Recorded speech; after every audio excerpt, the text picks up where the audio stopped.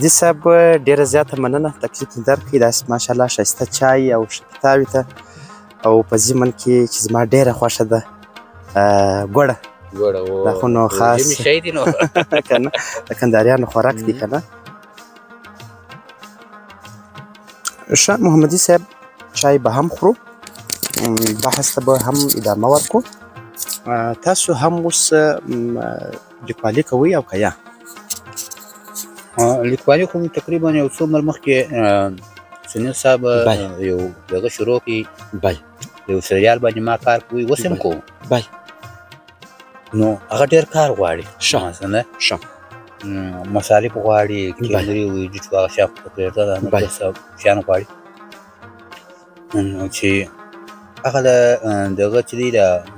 سریال چې ما جوړ کړي ډېرې برخې لري تقریبا څو برخې لري تقریبا 4 یا 5 برخې اړخه مې راخیستې دي نه او برخې خو تقریبا اوس دي 214 یا 14 برخې رسېږي چې 15 دقیقې کې دا رسېږي دا ما داسې جوړ کړی دی چې تراژیدي برخه هم لري او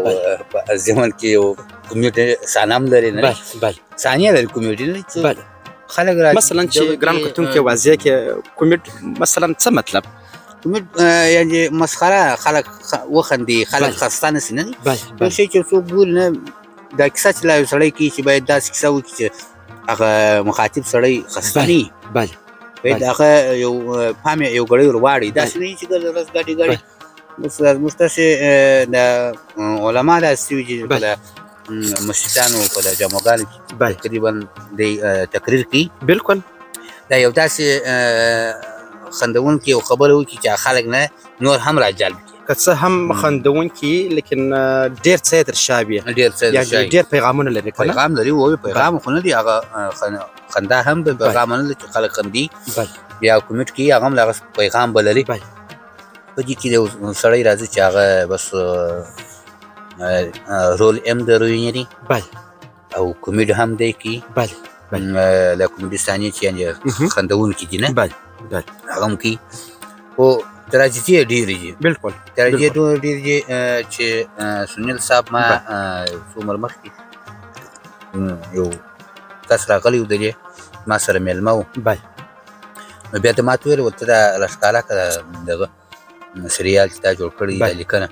بیا چې ما ورښکاره کړله ده کته بری ما ته بېرته ونیولو باغ ما ولې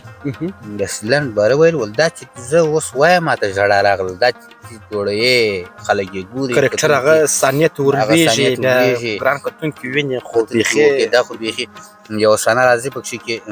چې یو کوچنی دی لار یې لوی وي مور یې مړه سوې ده نو سهار هغه کوچنی چې د خوبه را پورته کېږي چې داسې پر خبرو مثال د دا کوچني په راکامې لرې د بشره چې دی پلار ته راځي هغه پلار یې د مکتب یا د ډوډۍ دغه جوړوي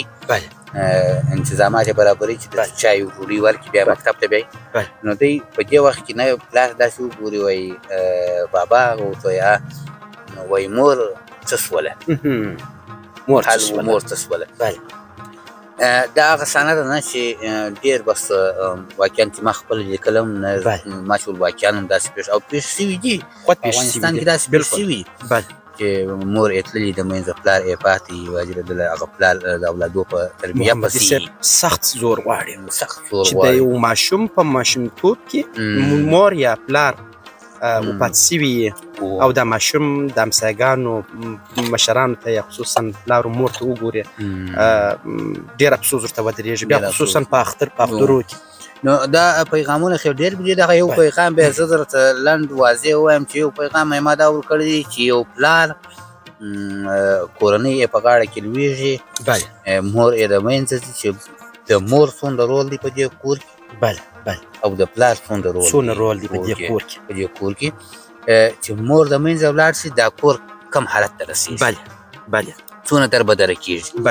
محمدي صاحب هغه مشران متل کړی دی وبخښه په خبره کې ولوېدلم وایي د کور مور پلار یو وهلې کلا ده که چیرې دا مور پلار ختم شوله دا کلا د مابینځ څخه ځي شک نشته هم پخواني خلکو متل کړی دی وایي په مور باندې کور خرابېږي بلکل او په پلار باندې اولاد خوارېږي هغه داسې خوارېږي چې یو کاروبار برابر یې کړي چې پلار یې ولاړې بیا داسې کاروبار نقشه یېري چې څنګه یې وکړم او مور خو نو کور په خراب شو درسره کې نو دغه اوسانه ده چې ما لیکلې ده چې واقعا چې ما په هغه ګړې لیکلم د ډېره فکره یعنې تقریبا د شپې د 12 بجو زه اخته وم چې دا صحنه ما لیکله حتی قلم به بس ما ودروي ولې نه رېږدي راسه داسې صحنه دردونکې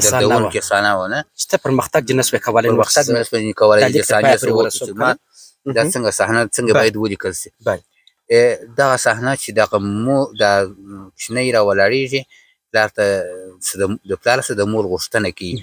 دا جمله ما چې ولیکله بیا مې دا جمله د پلار له نه سوی ته سمولی چې زه پلار باید څه ورته ووایي په دې جواب کې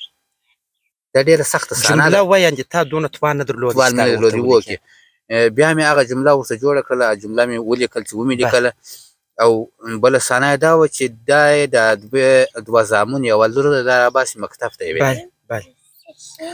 هغه دوه زامن یې راوځي او خور یې ورسره ده کښېنوي چې خور یې اختطافګر تښتي یو زوی یې پر یوه لار ځي یو زوی یې پر بله لار ځي بالاخره چې کیسه خو ډېره اوږده ده چې بیا د هغه یو زوی او پلار سره یو ځای کېږي چې هغه بیا پوهنتون وایي ډاکټر کېږي هغه بل زوی یې ورک دی او پلار یې په دې غربت کې شپې تېروي بالاخره چې په پای کې پیدا کېږي هغه لور یې مړه سوې ده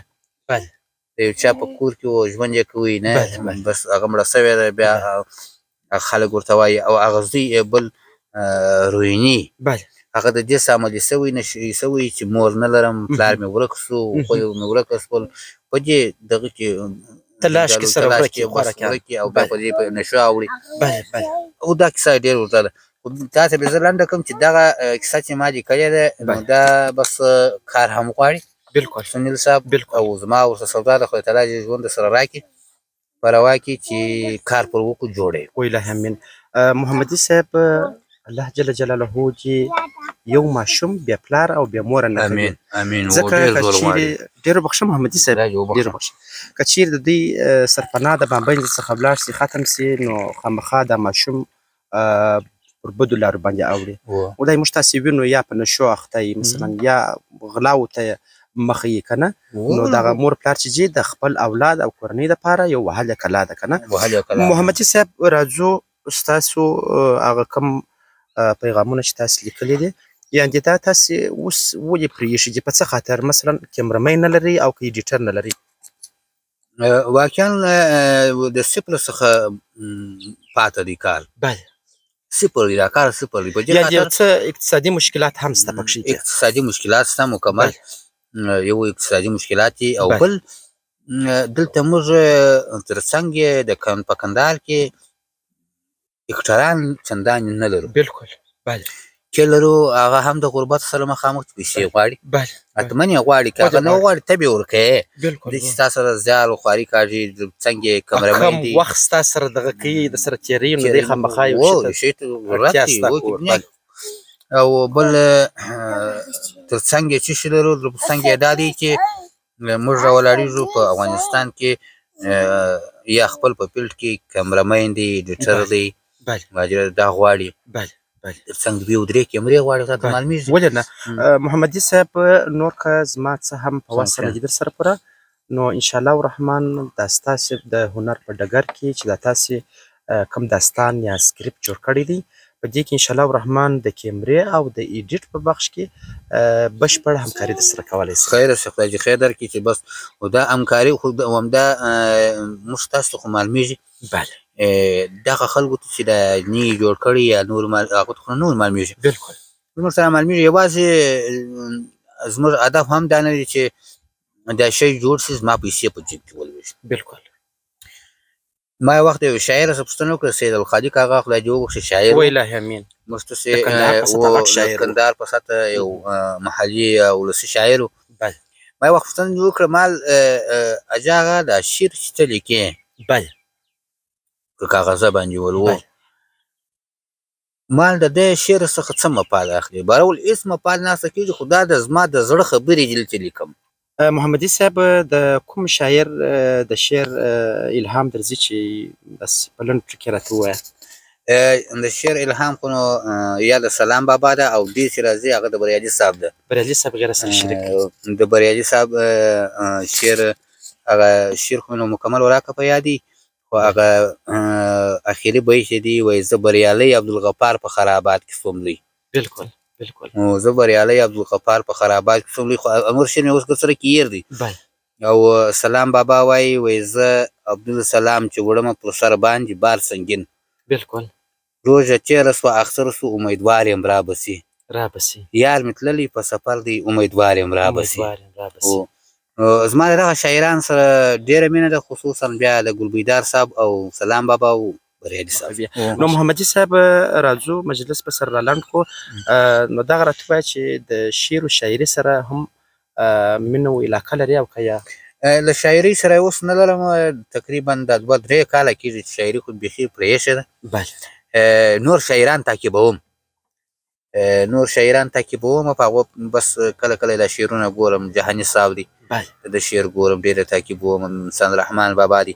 اوسني شاعرانو کې یوازې اضطراب صاحب تعقیبوم ښه محمدي صاحب په سابقه یعنې په پخواني شاعرانو کې کوم شاعر ستاسو په طبیعت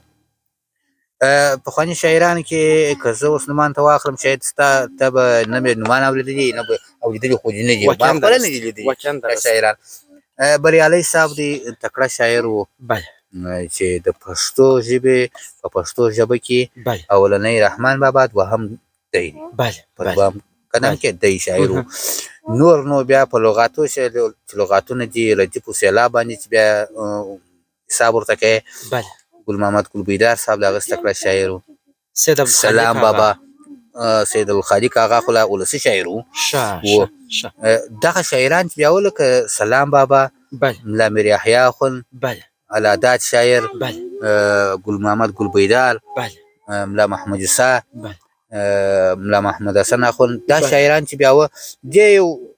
یو عجبه دغه درلودی چې ډېر خلکو د شاعرانو ورته فکر دی خو د خاص خلکو د نورو خلکو نه ورته فکر دغه د ګلبیدار صاحب شعر چې وګورې یو الفاظ نه دي یو الفاظ د بریالي صاحب په شعر کې نشته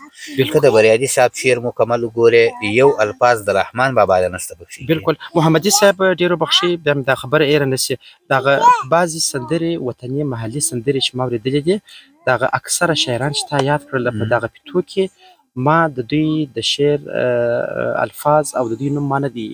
اورېدلی پکښې کې په دغه اوسني شاعرانو کې یا مخکني چې تا یاد کړل او د اوس اوسني شوقیانو په دې سندرغاړو کې نو اوس ته ناست یم مخامخ نو اوس زه تاسو څه ووایم یو خبره بله داسې ده اوس عصر واوښتی بالکل اوس نوی عصر سو د نوي شاعرانو شعرونه خلک خوښوي لکه د مثال په توګه پخوا زموږ تاسې موسیقي چې وه مشرقي یعنې دا زموږ موسیقي چې وه دا محلي موسیقي وه د ګردو خلکو خوښ وه اوس د هېچا نه ده خوښ ښه محمدي صاحب موسیقي څو ډوله ده یو خو خلک ورته وایي محلي ده یو شرقي ده یو شرقي ده یو غربي ده ښه دا غربي موسیقي دا نه دي دا ډشو ډشو کړاپ کړوپ نه دي دا په ولاړې دا په ولاړې چې سره غږي دا خو نو غربي موسیقي ده او یو شرقي موسیقي ده چې هغه په موږ محلي بولو خلک یې شرقي موسیقي بولي دغه موسیقي چې ده دا خو نو رباب دی او طبله ده او ستار دی او ګیتار دی او جاپانۍ دی نه او ډېر ښه خوند هم کوي ډېر خوند هم کوي وکې سورلی هم سړي ته ورمعلومېږي او د دې د نوم یې وکړم ولاکه یا سور سړي ته ورمعلومېږي الله معلومېږي خو ډېره زیاته مننه محمدي صاحب الله دې غم راکړو ژوندی اوسې خدای تعالی دې بس تاسو ته پر تاسو برکتونه کښېږي چې جوړ او روغ یاست الله مو غم راکړو ډېر تشکر الله دې غم راکړو السلام علیکم